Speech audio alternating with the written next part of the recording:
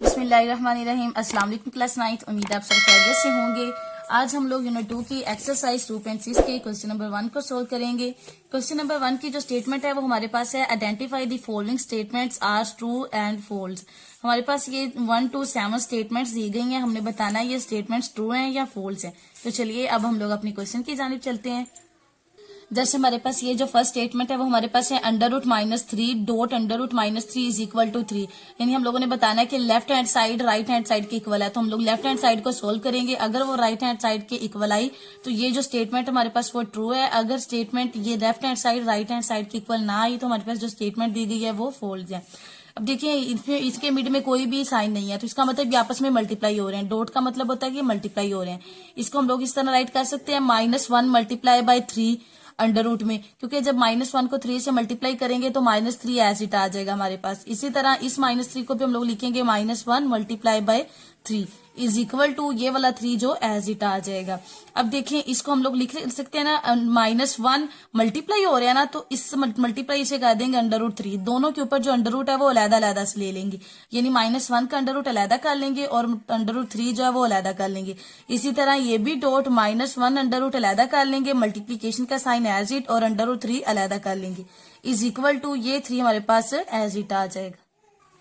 अब हमारे पास √-1 किसकी इक्वल होता है? बुक में हमारे पास मेंशन है कि जो √-1 है उसकी वैल्यू योटा की वैल्यू जो होती है वो हमारे पास √-1 की इक्वल होती है। यानी जो √-1 है वो किसकी इक्वल होता है? अयोटा के। तो हम लोग √-1 की जगह पर अयोटा पुट कर सकते हैं। तो यहाँ पर लिखेंगे √-1 की वैल्यू पुट करें क्या? अयोटा मल्टीप्लीकेशन √3 हमारे पास एज इट आ जाएगा। इसी तरह इस √-1 की जगह पे भी अयोटा पुट करेंगे और √3 हमारे पास एज इट आ जाएगा is equal to 3 as it आ जाएगा। अगर बेस सेम हो तो पावर्स ऐड हो जाती है। यहाँ पर योटा की पावर कितनी है? 1 और यहाँ पर भी योटा की पावर कितनी है? 1 है। तो बेस सेम है तो योटा की पावर कितनी हो जाएगी? 1 में 1 ऐड करेंगे तो 2, मल्टीप्लीकेशन का साइन एज इट। इसी तरह यहाँ पर भी बेस सेम है, यहाँ पर भी अंडर रूट की पावर कितनी है? 1 और ये भी √1 यानी √3 ये और √3 ये।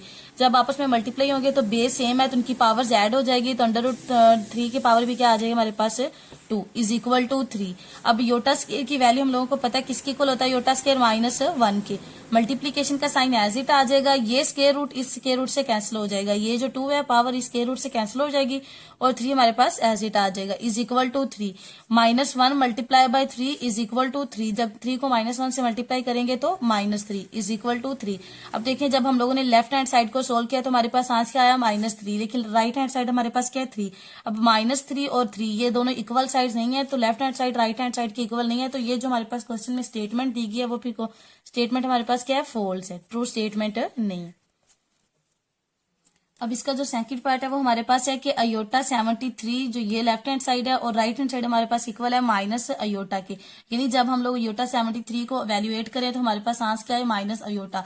अगर वैल्यूएट करने से आंसर माइनस अयोटा आता है तो ये जो स्टेटमेंट है वो ट्रू है। अगर वैल्यूएट करने से आंसर हमारे पास माइनस अयोटा नहीं आता तो ये जो दी गई स्टेटमेंट है वो हमारे पास फॉल्स है। अब जैसे एक्सरसाइज 2.5 में हम लोगों ने क्वेश्चन किए थे, इसमें वैल्यूएट किया था, अयोटा की सम पावर्स दी गई थी। तो सबसे पहले हमारा स्टेप क्या होता था कि अयोटा की जो हमारे पास पावर दी गई है उसको इवन पावर में कन्वर्ट करना है। जैसे ये अयोटा 7 थी तो इसकी नियरेस्ट पावर हमारे पास इवन कौन सी थी? अयोटा 6। इस स्टेट में भी यही चीज करेंगे कि अयोटा 73 है तो इसको सबसे पहले इवन में कन्वर्ट करेंगे। तो इसकी नियरेस्ट इवन पावर कौन सी है? Iota 72 dot iota as it आ जाएगा और ये माइनस अयोटा भी एज इट।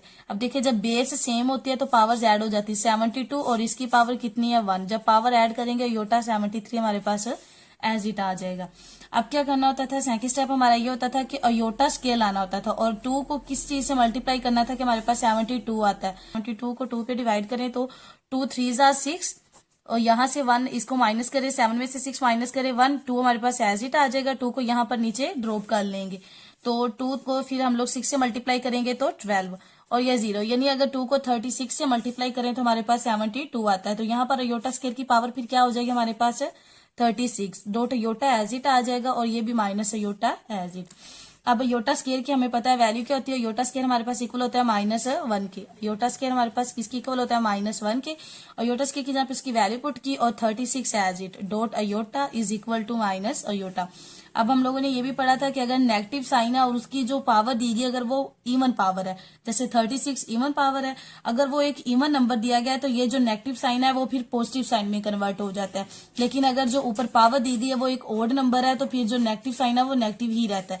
अब यहाँ पर जो नेगेटिव साइन है इसके ऊपर जो पावर है वो एक इवन नंबर दी गई है तो ये वाला जो नेगेटिव साइन है वो फिर पॉजिटिव में कन्वर्ट हो जाएगा और 1 को जब 36 टाइम मल्टीप्लाई करेंगे तो 1 ही आ जाएगा। Dot iota as it minus iota. अब इस डॉट का मतलब होता है कि ये आपस में मल्टीप्लाई हो रहे हैं। जब अयोटा को 1 से मल्टीप्लाई करेंगे अयोटा आ जाएगा और इस साइड पे माइनस अयोटा। देखिए हमारे पास क्या था, अयोटा 73 था। जब हम लोग इसे वैल्यूएट किया तो हमारे पास आंसर क्या आया, अयोटा। लेकिन राइट हैंड साइड हमारे पास क्या, माइनस अयोटा। यानी जो लेफ्ट हैंड साइड है वो राइट हैंड साइड के इक्वल नहीं है। तो ये जो दी गई स्टेटमेंट है फिर हमारे पास ये स्टेटमेंट क्या है, फॉल्स है। अब इसका जो थर्ड पार्ट है वो हमारे पास है अयोटा की पावर 10 इज इक्वल टू -1। अब फर्स्ट स्टेप क्या होता था हमारे पास कि अयोटा की जो पावर दी गई उसको इवन में कन्वर्ट करना है अगर ओड है तो। लेकिन यहाँ पर तो पहले से इवन पावर है तो यहाँ पर हम लोग सेकंड स्टेप सोल्व करेंगे। सेकंड स्टेप हमारा होता है अयोटा स्केल आना है।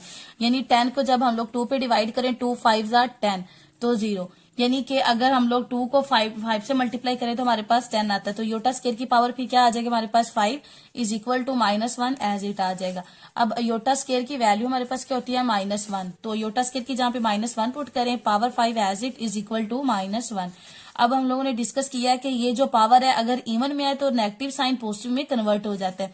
लेकिन ये देखिए ये पावर जो है वो ओड नंबर है। तो पावर अगर ओड नंबर है तो नेगेटिव साइन फिर नेगेटिव ही रहता है और 1 को जब 5 टाइम मल्टीप्लाई करेंगे तो 1 ही आएगा, is equal to -1 as it. अब हमारे पास जो क्वेश्चन में था वो था अयोटा की पावर कितनी थी, 10। जब हम लोगों ने इसे वैल्यूएट किया तो हमारे पास आंसर आया -1। अब लेफ्ट हैंड साइड जब हम लोगों ने सोल्व की तो आंसर क्या है, -1 और राइट हैंड साइड में हमारे पास क्या, -1। तो ये जो गिवन स्टेटमेंट है फिर ये स्टेटमेंट हमारे पास क्या है, ट्रू स्टेटमेंट है। अब इसका जो 4 पार्ट है उसकी स्टेटमेंट हमारे पास है कि complex conjugate of -6 iota plus iota square is -1 plus 6 iota. यानी कि अगर हमारे पास ये कॉम्प्लेक्स नंबर कौन सा होता है, a प्लस b अयोटा, इस फॉर्म में होता है। और अगर ये जो हमारे पास कॉम्प्लेक्स नंबर दिया गया इसका जब हम लोग कॉन्जुगेट लें तो हमारे पास आंसर क्या आना चाहिए, -1 प्लस 6 अयोटा। वो कह रहे हैं कि अगर इसका कॉन्जुगेट लें तो ये हमारे पास इसका आंसर है। तो हमने बताना है ये स्टेटमेंट ट्रू है या फॉल्स। तो सबसे पहले क्या करेंगे, कॉम्प्लेक्स नंबर हमारे पास किस फॉर्म में होते हैं, a प्लस b अयोटा। लेकिन इसमें जो है सबसे पहले हम इससे सोल्व करते हैं। यानी -6 योटा प्लस अयोटा स्केयर, जब इसको हम लोग सोल्व करेंगे इसको किसके इक्वल हम लोगों ने लाना है, -1 प्लस 6 अयोटा के। तो इसे सोल्व करें, इसे हम लिख सकते हैं -6 अयोटा प्लस अयोटा स्केयर की वैल्यू हमारे पास क्या होती है, -1। तो अयोटा स्केयर की जहां पे इसकी वैल्यू पुट की तो -6 अयोटा प्लस माइनस माइनस और 1 एज इट आ जाएगा। अब जो कॉम्प्लेक्स नंबर होते हैं वो हमारे पास होते हैं a प्लस b अयोटा। यानी पहले रियल नंबर होता है और फिर उसका इमेजिनरी पार्ट होता है। तो यहाँ पर इमेजिनरी पार्ट पहले दिया गया, इसे हम लोग तरतीब से लिख लेते हैं। रियल को पहले लिख लेते हैं -6 और इस -6 अयोटा को हम लोग बाद में लिख लेते हैं। यानी पहले रियल पार्ट और फिर उसका इमेजिनरी पार्ट। अब उन्होंने क्या कहा कि इस जो कॉम्प्लेक्स नंबर है जब हम लोग इसका कॉन्जुगेट लें तो हमारे पास क्या आ रहा है, -1 प्लस 6 अयोटा। तो सबसे पहले क्या करेंगे, लेट करेंगे कि जो z है वो हमारे पास किसकी इक्वल है, -1 माइनस 6 अयोटा की। तो हमने क्या लेना है, इसका कॉन्जुगेट लेना है। तो ये जो स्मॉल लाइन है वो z के ऊपर स्मॉल लाइन जो है वो ये बार शो करती है कॉन्जुगेट के साइन को। तो कॉन्जुगेट कैसे लेते हैं कि ये जो रियल पार्ट है वो तो ऐसे ही आता है, बट जो इमेजिनरी पार्ट होता है ना, यानी अयोटा के साथ साइन होता है वो चेंज हो जाता है। यहाँ पर अयोटा के साथ साइन है -6 अयोटा, लेकिन जब हम लोग इसका कॉन्जुगेट लेंगे तो हमारे पास आंसर क्या आ जाएगा, +6 अयोटा। कॉन्जुगेट में अयोटा के साथ जो साइन होता है वो चेंज हो जाता है। अब देखिए क्वेश्चन में हमारे पास था कि कॉम्प्लेक्स कॉन्जुगेट जो है -6 अयोटा प्लस अयोटा स्केयर का वो किसकी इक्वल है, इज -1 प्लस 6 अयोटा। तो हमारे पास कॉन्जुगेट किसकी इक्वल है, -1 प्लस 6 अयोटा। यानी ये जो स्टेटमेंट है वो भी क्या है, ट्रू स्टेटमेंट दी। अब इसका जो 5 पार्ट हमारे पास है, 5 स्टेटमेंट है वो है difference of a complex number.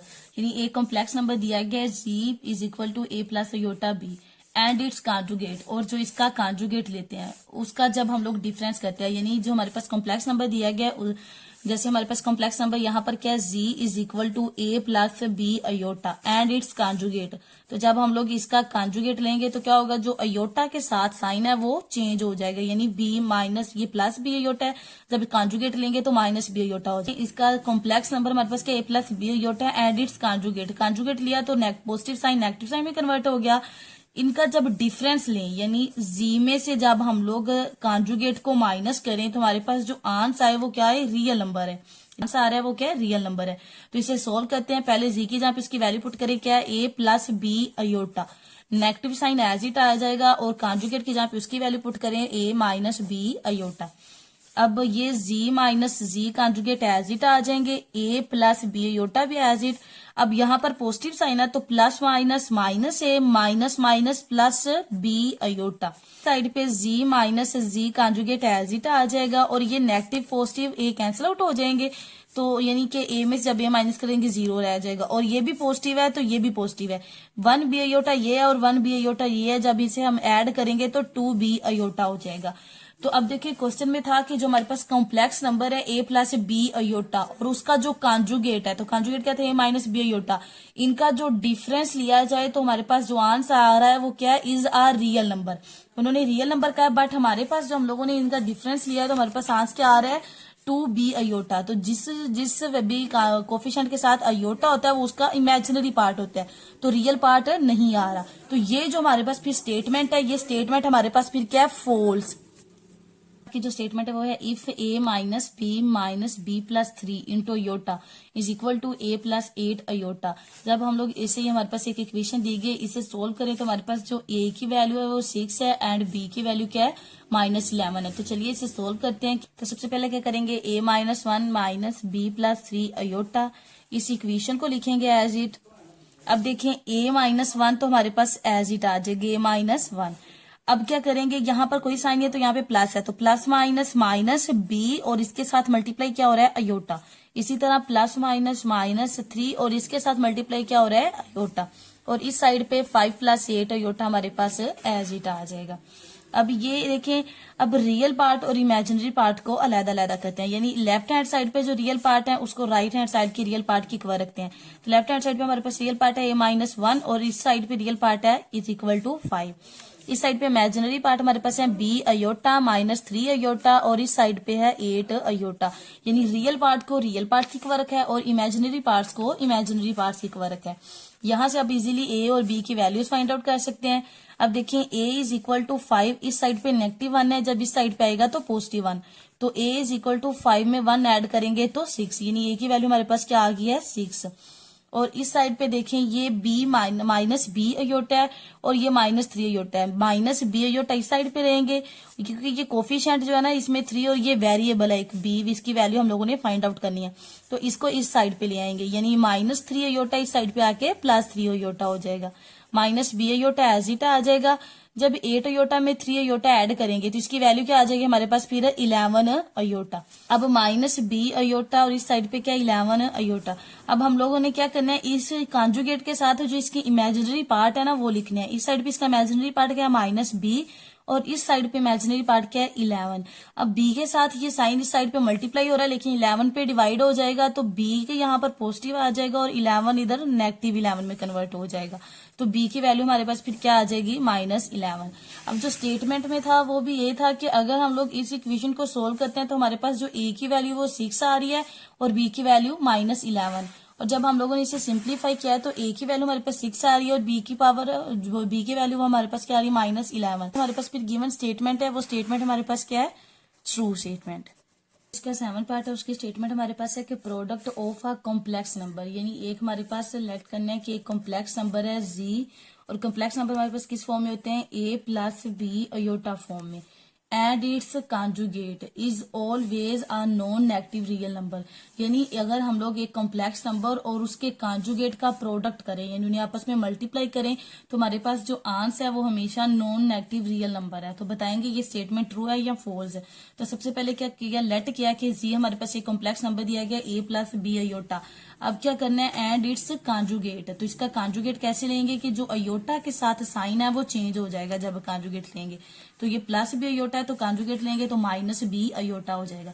अब उन्होंने कहा कि product of a complex number and its conjugate, यानी जी और जी के कॉन्जुगेट को मल्टीप्लाई करना है, इनका प्रोडक्ट लेना है, तो हमारे पास जो आंसर है is always non negative real number. तो हम लोग इसका प्रोडक्ट करके देखते हैं कि हमारे पास आंसर है वो नॉन नेगेटिव रियल नंबर आते हैं।